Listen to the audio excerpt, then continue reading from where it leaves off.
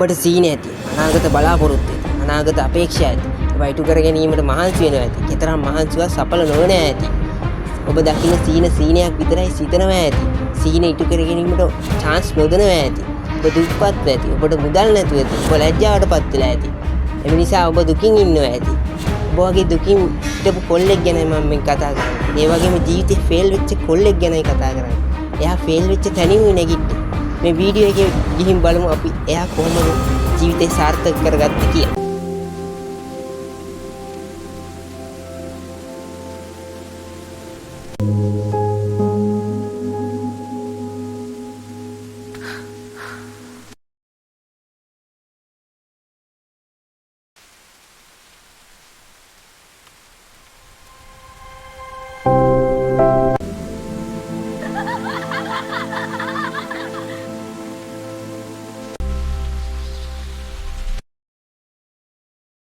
මොකද මේ වීඩියෝ එකෙන් මොකක්ද නැති?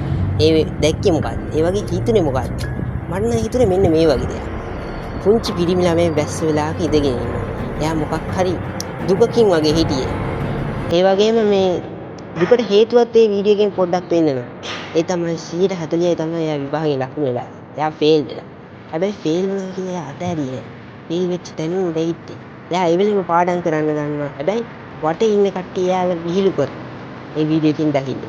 ඒ වගේම එයා ඊට පස්සේ ඒ බස් ස්ටෑන්ඩ් එකට එනවා අවුරුදු කීපෙක. ඒ එන්නේ එයා ලෙක්චර් කෙනෙක්ට. එයාගේ අනාගත සීනේ සැබෑ කරගෙන තමයි එයා එන්නේ. ඒකෙන් අපිට ගන්න පුළුවන් දේ මොකක්ද?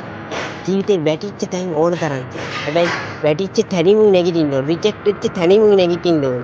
එතකොටයි ජීවිතේ සාර්ථක වෙන්නේ. ඒ වගේම ඒ තමාගේ සීනේ වෙනුවෙන් කැප වෙන්න ඕන. කැපකිරීමක් කළොත් තමයි ප්‍රතිඵල ලැබෙන්නේ.